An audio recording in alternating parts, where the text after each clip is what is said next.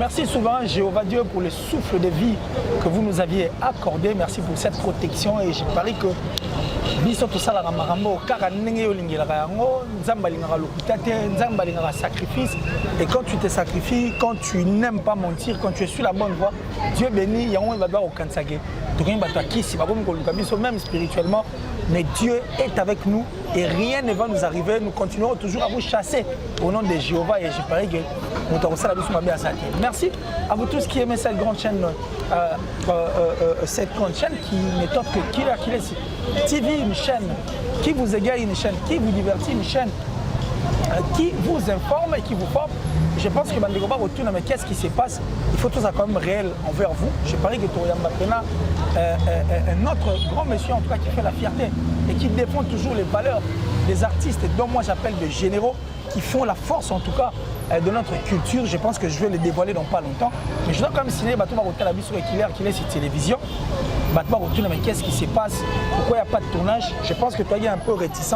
Mais ce qu'il faut te expliquer, la chaîne, franchement, elle est bel et bien là. Mais il faut évoluer, il y a matériel. Il faut toujours en avoir et je pense qu'avec mon invité, le soutien il est important, il est très important en fait de tout faire avancer cette grande chaîne et puis tout permettre que les sources, ma vraie valeur, la vérité est belle autour de parce qu'il faut la recherche, il faut en tout cas toute une panoplie de choses en faire autour de la musique. Mais je pense que pour la Zalapena, longtemps, avec mon invité, tu as décortiqué. Lui il s'appelle Gouffle le Gaulois. Je pense qu'on a parlé, mais Panzani. Dendo qui va coûter sur un même plateau. Biso Lorana Manzeta Kombote. Biso Pumbaka. Avantage à moi Nzambe. Nzambe gato Pumbaka. Maboko Pembe. Pembe donc ça dit comme la moto. Soutenir na ba prière, na ba te belé, ba prophète, ba te belé donc yango moni pe eloko mabe ezo komela biso te.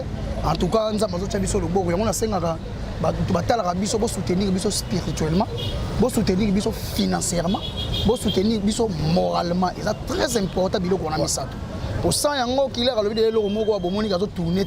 À cause de la difficulté spirituellement, à cause de la difficulté moralement, à cause de la difficulté financièrement. Et au sein de ce qu'on a bien vu, et là on y a la peau, bottom de la moto, surtout que la valeur est allée à moto à Mayele. Il faut que ça ait chance na côté Mayele ali donc il y a un senga ba gola bo s'abonner massivement. Awawa ils allaient bo solo na musique. Awawa les solo ba mythomane et les karaté. Si vous le savez, quand on a 2020, rien. Toi, le janvier, rien. C'est comme le mois de mars. Ils ont cadeau, tu peux si maman batala rabiso, tu peux si maman Medi Wembo mbote, tu peux si maman la Nita la gabonaise mbote, tu peux si maman Fanta Fofana mbote, tu peux si maman Silia Aigle jaune mbote pour ça moi na bango. Tu peux si batutu babota mbote mbote mingi batozolo ndabiso, be papi sapo passance bosombe. Maman Odette, Benda Bana, déjà kota na palais, awa siko, sura ba intello de banda donc. Et les gens zaka ba bota biso. Voilà, les gens ba bota biso alors à toutes les mamans, nous vous saluons Datichou la plus suspecte en tout cas depuis la Françoise, la plus discrète, la plus suspecte. Big up à toi, maman Sylvie Betty. Et je pense encore une fois là, maman Julien Diego Bissemi, à toutes les mamans bien sûr qui font la force et la fierté en tout cas. Il y a ma maman, je suis à te moté. Alors Gouffle le Gaulois, je pense que toi tu es traité de tout. Voilà ce que photo selon toi, non, ça dit au juste Gouffle le Gaulois, c'est qui Gouffle le Gaulois? En fait, ça dit extraterrestre, ça dit où apparaître à un moment bout. C'est ça en fait. Gouffle le Gaulois, n'a pas tant la marambo les gars à l'internet, n'a pas tant la marambo les gars dans la musique. En fait, Gouffle le Gaulois, ça dit fan premièrement. Il y a bonne musique, mais fan il y a faire donc pour faire il faut y avoir vraiment un sujet au Italie à faire. Et ça te cause un patauger. Non, il faut vraiment na marambo faire ça carré. Bah tu vas comprendre alors marambo solo. Quand marambo le coûter comme trop. Mutu moko boye atena ndako nganga moko ba kota simbelo kona ye akoma convaincre batu par rapport à la mystique. Donc en fait na ça premièrement mon Nzambe, deuxièmement na fan ya papa Hervé, troisièmement na botama na maternité ba Gaulois, quatrièmement na étudiant qui batu tout bien avant ya koya, cinquièmement je suis bien armé. Mon Nzambe donc amoureux de la musique ya papa Hervé donc ngana ko la analyse surtout ya batu ba za ba faute. Et ça moi pas si na ko raté. On a vraiment sauté linga, je suis focalisé rien qui est pas fait Ebola.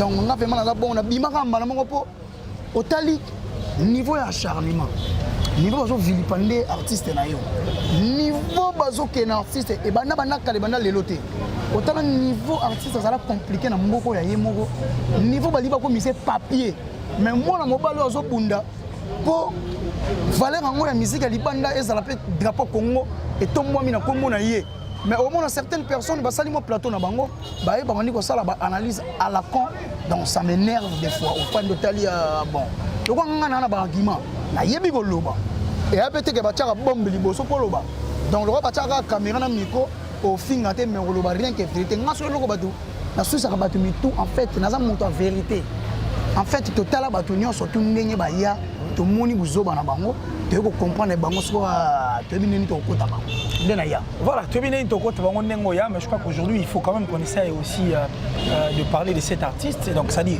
Nzelo Ponona ce n'est pas aussi mauvais moi qui suis un défenseur de la culture comme je l'ai toujours dit qui n'a défendre la culture et puis n'a défendre les artistes qui font la fierté en tout cas la culture nabiso j'ai toujours été contre bateau babundi saka bateau ba saka fierté en tout cas la musique nabiso alors comme toi tu as aussi fait le choix de faire Ferregola mais apparemment Ferregola bah grandeur na valeur na été quand toi tu vois Ferregola qu'est-ce que tu peux dire aux gens tant sous l'occasion où ils permettent que bateau paix bah yokata mususu ba mitomano ba kosa bateau pendant beaucoup de temps que faire les représentants peuvent aussi changer leur avis s'il faut voir Ferregola tout décrire la musique est-ce que réellement Ferregola fait partie de ces personnes qui ont écrit en tout cas la musique congolaise l'histoire de la musique oui Ferregola fait partie d'une grande histoire de la musique il y a Congo na Afrique il faut insister là Ferregola va faire partie de l'histoire de la musique congolaise la musique africaine ouais.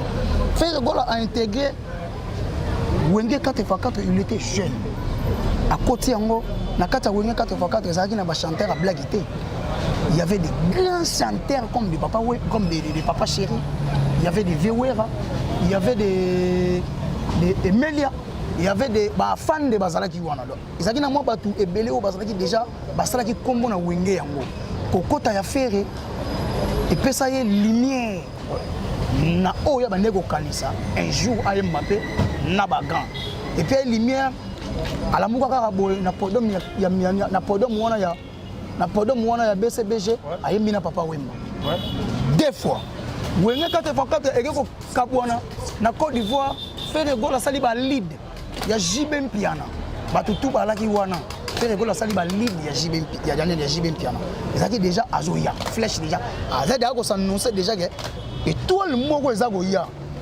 bato balaki na miso komona babane déjà komona po papa Wemba na podium ya BCBG lobaka les petits poissons akokoma grand lelo le papa Wemba avant kufa la dernière musique na ya lobi bien Hervé Ferregola chair de poule tu avais raison l'artiste ce qui dit beaucoup c'est très atuna ezana batu o faire atuna ba question ba dans la des artistes congolais ezala papa Lutumba ezala na papa Wemba papa Lutumba na zona classe ya bana to ya bana Nikolo papa Lutumba pour faire sa réponse si papa non mais le fait déjà que c'est toi Wemba na fait rester déjà une réponse donc ça dit une réponse très sage oui faire na maison mère babengi premier album intervention rapide batu tout batie ba nzembo mais Ferregola il a pensé au sala rumba oh déjà style ya Wenge bana occupé mata ke rumba beta tina suka ezalaka ba simbana mais Ferregola te vite imana o etika la chanson il y a référence à tous les jeunes très surpris derrière la Côte d'Ivoire ba aussi na vite imana na kamo et pourtant on nous dit que la musique elle est locale ba te belé comment il y a local te faire en fait basala analyse robenga ba musicien congolais ba local ça m'étonne bina fait dans local te musique a bina fait avec ça Brazza beta en Angola a beta na Turquie est-ce que on est dans la communauté congolaise qui na ba africain na ba to misusu bazala que je pense à date de Turquie bazala donc c'est que musique ne lokola ba Turquie ba yoka ngo ce que déjà ba ngolais ba yoka c'est que ça musicien international ou ça la fierté il y a musique congolaise et puis une musique non soutenue et ça on a featuring dans mutumu ateki saka na mboka wana to mutumu a déjà renommé c'est ça musique mo beta une musique pure en toi rumba pure mais c'est ça la force ya chanteur ko ça la focaliser quand na featuring te faire pas ko ça la featuring il y a danger tant bazaka na maison mais tant ba Jacob de Varier ba yaka tant ba sala kan nzembo ya Croix Rouge ezalaka maman na bombe ya kosakana te na minute on peut pas avoir profiter ça la featuring donc en fait vision na ezalaki ya komiteka nanu ye moko po ayibaki un jour ekokoma ke devant obstacle, c'est défendre ce qu'on a au donc Ferré Gola a créé une maison mère, Azala chef Oyo, ma grand chanteur Azala qui est belé dans la maison mère. Tout ça, c'est un grand chanteur.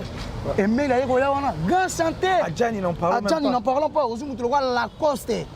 Bazala ba grand chanteur, Babino, mais ba grand chanteur. Il y a les 20 sons, grand chanteur. Mais Ferré Gola Azala qui chef. Et toi, déjà. Ferré Gola ba jeune, ba kotala, ba copier. Ba ko ma voix na pour ba comme ba grand chanteur. Donc Aza modèle. Donc Ferré Gola il fait partie d'une grande histoire de la musique congolaise. Ferré Gola yembi na franc congolais avec le vieux. Ferré Gola yembi na franc congolais. Lokwa Kanza yembi Evoloko. Tu peux imaginer Evoloko yemba ba. Banga banga zelanga. Oh memi Batelanga moto ya memengo. Ba yoka nzembo ba vie ba yoka.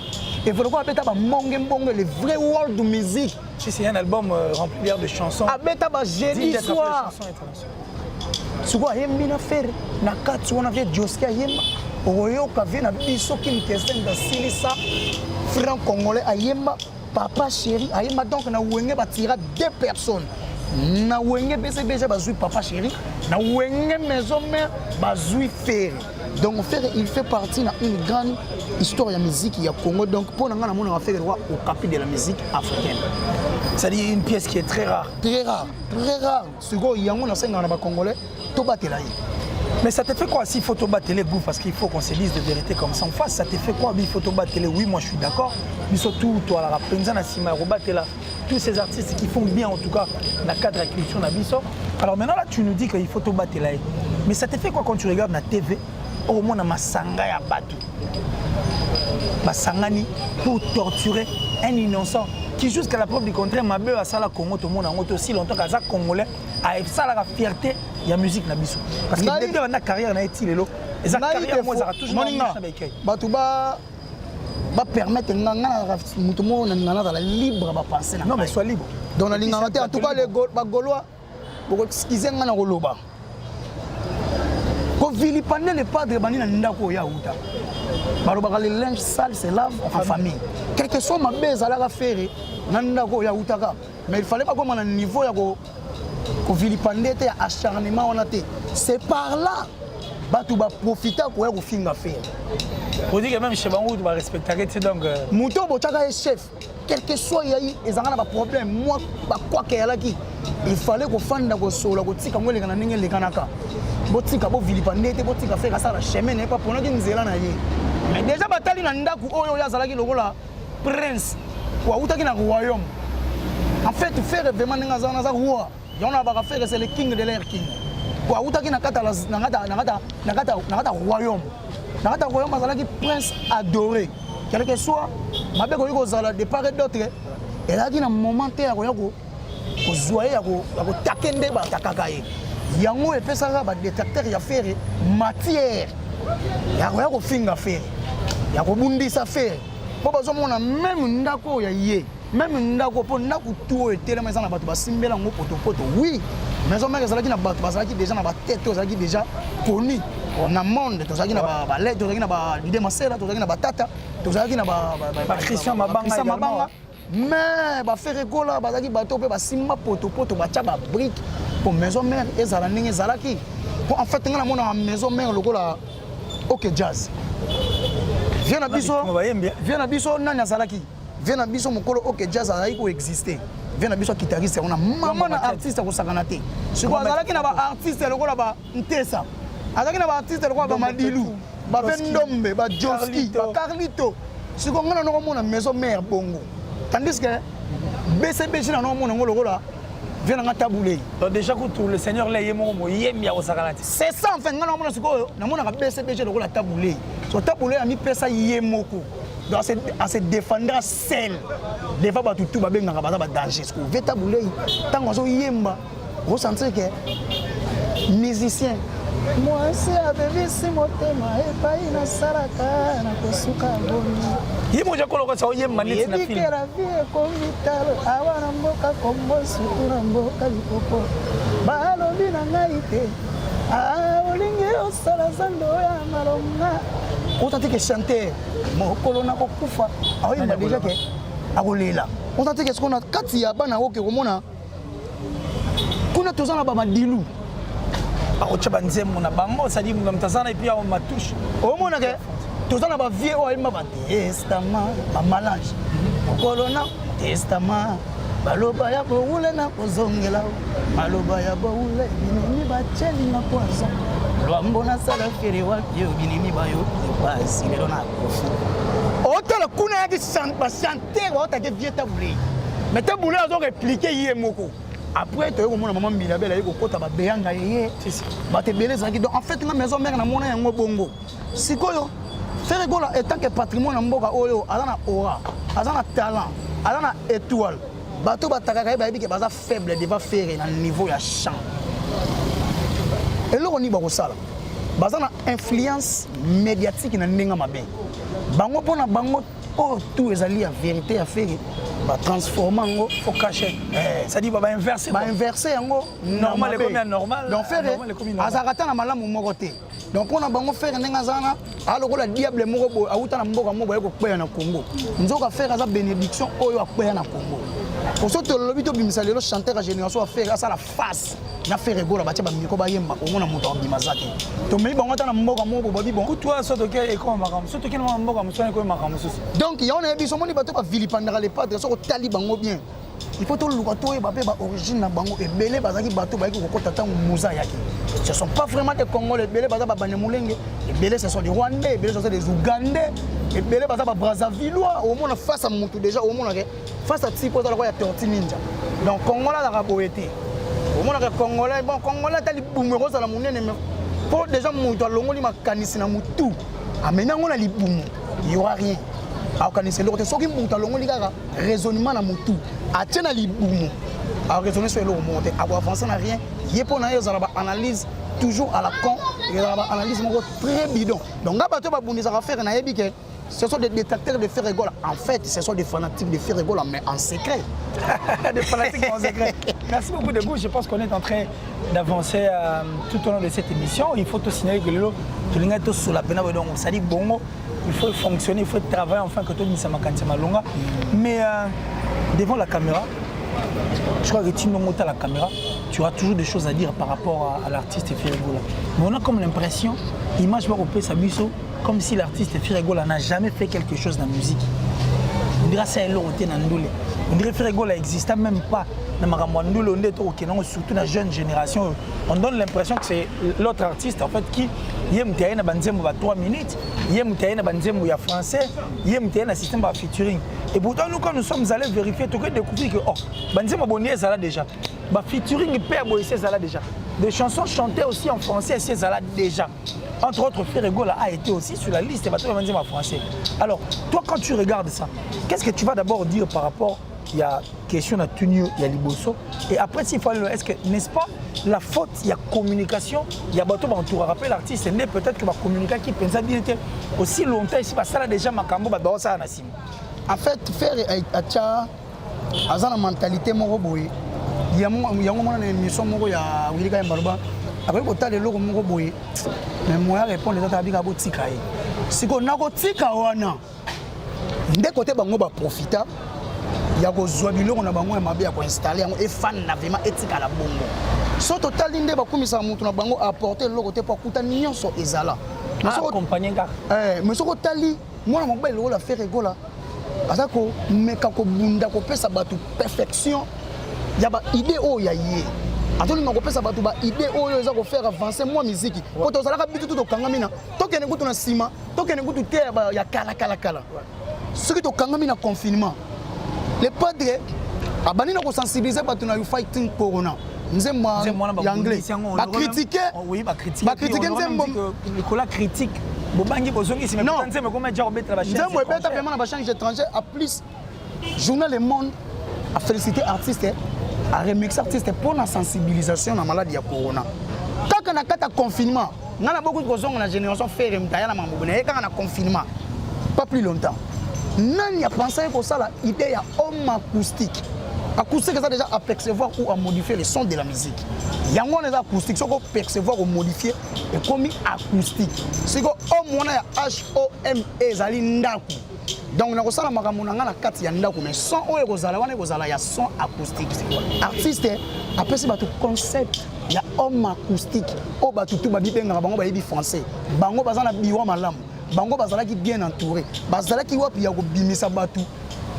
Donc artiste presque partout ba bima na idée ba comprendre vraiment que et l'amour ça bango to se ko kangama mais to oyemba be banzembo na biso to salango vidéo mais na kata parler to t'équiper musique quoi.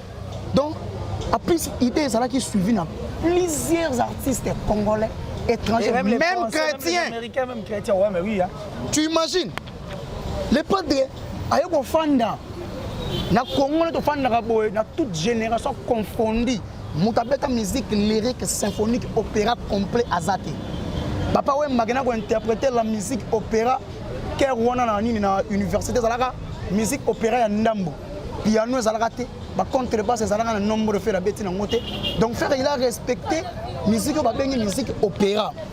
Donc au moins a même les batu di nouveau na génération na. Donc apporter déjà un plus à cette musique à Congo poids. Tu vois, sikoy bango bato bakumbisela biso a plus faire la bien ça la rumba trap trap n'explique bato zali dérive trap wana bisa luka makambo trap ça déjà ni trap ça dérive ya R&B na rap américain mais so faire ma meilleure chemise rumba ya yé a coller na yango pesi rumba trap a linga à faire identifier sa musique pour na kata Congo tout le monde a une identité musique na yé tout le monde a fait na biso latino bingana na style na chacho tout le monde tout puissant au Kenya za bingana na odemba. Inos biso tabulei ana rumba na ye. Inos aina Afro Congo. To mona fina so le karma pa lobi rumba cravaté. Papa Chéra lobi rumba zo masse baké. So ki mise moko so mise moko lobi bon ngande na za bona na beta rumba trap na sala na faire identifier musique yo yangai. Siko. Ato chaka musique a Congo poité. Pour miso bino beaucoup misara jusqu'à maintenant. Asala ra copie coller makambo tout ezala. Parce que l'autre fan dit que na ba combo. King, et ça existe ça. Elmar Maradona Koufa. Soto que na Mobutu, à Maroc, c'est. Soki to na Aigle. Les pas d'ailleurs déjà si la Aigle jaune moi si na Congo. Période mo route nani Gims ko ta boak sango Aigle King a boak sango pe. Whisky ko ta whisky dia mo route King Aigle donc voilà. Soto pusani ba benga muta empereur. Faire qu'on a mis l'impérateur de la rumba congolienne, Jijme Ali. Tu vois que Moutouyen a suivi, donc on va faire un cauchemar, il y a artiste congolais, il y a pour faire un gros le danger. À utiliser les médias, bien à faire, comme ça on le voit, c'est faire que le centre d'intérêt, c'est le centre d'intérêt comme l'homme. Le centre d'intérêt, c'est vraiment les padres. Si on prend un bango, babalologé. Des babalologés pour un mouton bango, à la projeter. Imaginez-vous, les padres n'ont pas featuring tout au mouton, on a bêti au bango ba yebi.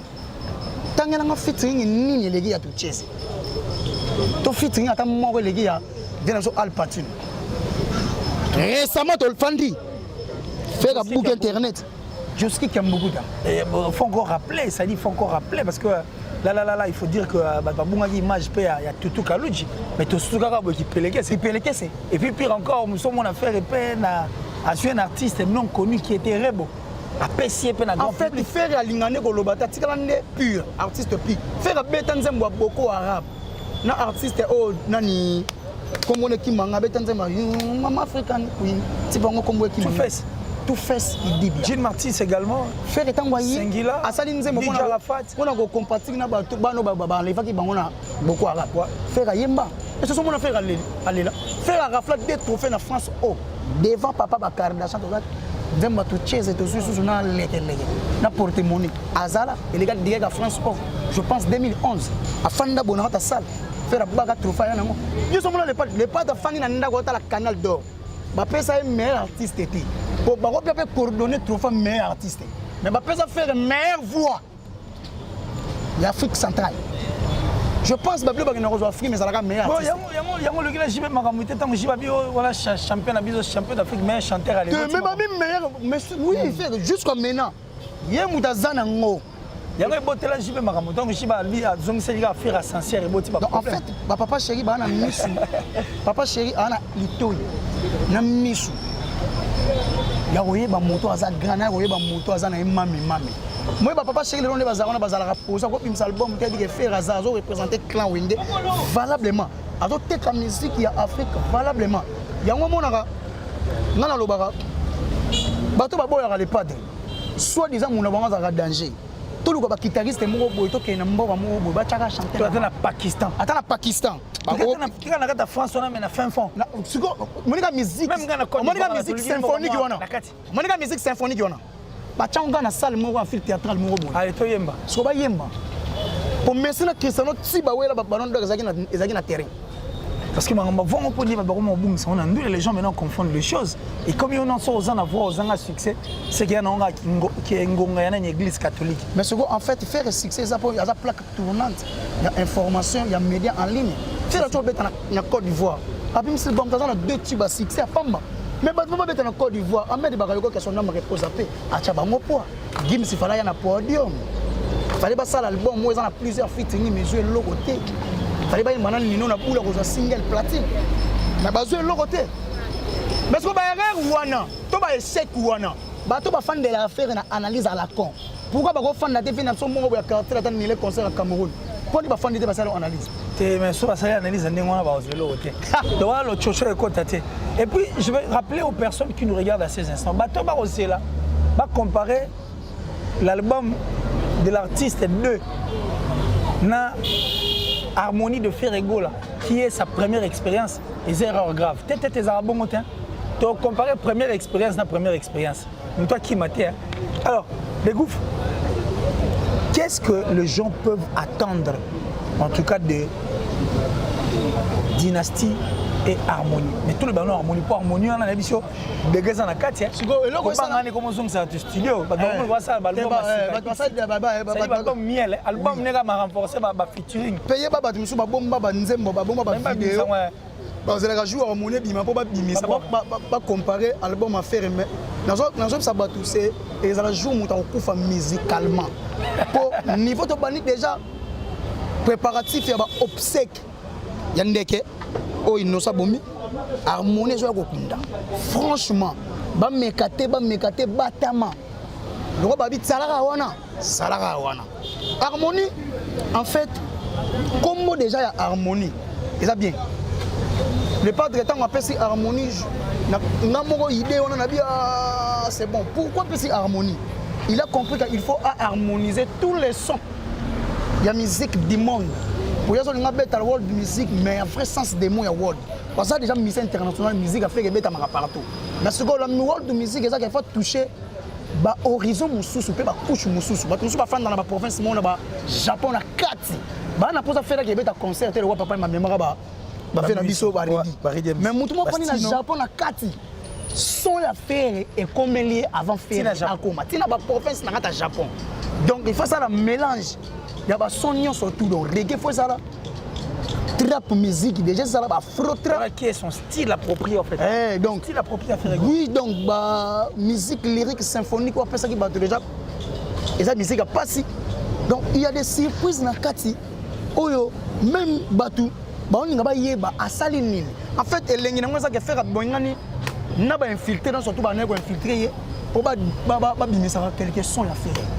Donc, si vous avez la volonté, ça va. Donc, en fait, Harmonie et Zali, album, ils ont enterré musicalement, ils ont mis sa vérité. La musique urbaine, la musique à facilité. Nous avons la musique urbaine, nous avons la facilité, la musique qui a voix. La musique qui a des voix pour la Kati. Et on aime à chant. Si vous ne voulez pas rêver, c'est qu'il faut chanter. Donc en fait, on a danseuse dans le corps. Donc on a déplacé vraiment le rôle de la danseuse, on a dansé. Les appelés YB carré. Donc quand il y a la première position, donc quand B est la deuxième position, Kobi na kuna na suka. Donc il y a un moment il pas de privilégié awa. Bon on se va privilégier awa. Donc là le padre fa la gisage aramukolo. Voilà. Alors dynastie qu'on appelle Bitumbelia. Parce que dynastie l'engin ozala kabose. T'es jamais. Pas ça, t'es. Non, quand prochaine fois, c'est la. Nous avons vu Bozia, ça ne s'abat tout. Oh, ça, t'es point. Il y a une maison, mais on a mis ça faire. Donc en fait, faire un moto, à ça, à Tchaï, pour Azara, dans la maison, mais le gars là, il y a manqué faire un plateau à B1. Au hasard chef, au Congo, c'est pélaté. Donc, tu as bien été à quel négocier là. Ce qui va s'engager, c'est latino. Le gars, il a dit que Aïe, c'est goyo. Aïe, soit. Azara fait besoin de FAO. Tant que le gars, ça va Montana, ça va Batu. Pas bien aïe, ça va bien, mais la dynastie de Lingi. Et ça clean. Mais bonsoir, c'est pardon alors. Non, en plus, c'est un pardon. En plus, volonté, c'est qu'ils ont retiré le mot au Yalouba. Là, biso ba gaulois. Tu as accepté, tu as dit mais le rôle là jusqu'à maintenant a trahi ça les padres, a fini à saluer l'autre côté pour te fouiller dans quelles affaires ministère n'a pas. Mais bazaki ailleurs. Mais à calculer la affaire pour ça toucher faire ça a succès. Mais il joue à toucher faire. Et ça joue à ça vraiment. On a acoustique n'est tilo n'est baraté. Donc acoustique n'est jamais. Toi tilo n'est baraté ça qui homme acoustique. Et il y a besoin de ça on te non. Tilo là mais ça on te. N'est baraté en trois jours. Anga simba moto. Azika siko. Voilà alors dynastie. Dans dynastie en fait ngalo lingana ko mabiala. Serge, faut mon banding. Ngana ngawe kai. Mansanga na kolela e. Oyo na kolela ya. Oh, on a parlé des sports. Mansana na kolela kitinga na motema. Ebimi bele. Bomanye komi makila. Wana ekolu kaliwa mwana moto. Santé. Na lu na yeba na lingi na yeba. Oh, yando me babi na yeba maka. Baby Black. Soki na tinda mara mukiri kato pona nyoko. Na bomma wana. Ça dit ça fait peur que les dynasties les banques c'est comment on aurait même appris que les musiciens sont à maison mère les musiciens sont à Wenge en fait va remettre diaboliser va genre abodi était ngala loba ngala jour faire les gars na teva lobika na zo initiative à sangisa bandeko na ngai c'est par là déjà diabolisation bandaki c'est par là batumsu balinga faire était parce qu'on a fait yango mona artiste comme méfiant batumsu bazana faire na maison mère ba sepela te mais bato ba yeba ki des aki bien le gars ba vina mso babindombe ba ve le gars ba on a yembi vena ngai Serge Mabela ba noko lias ils ont compris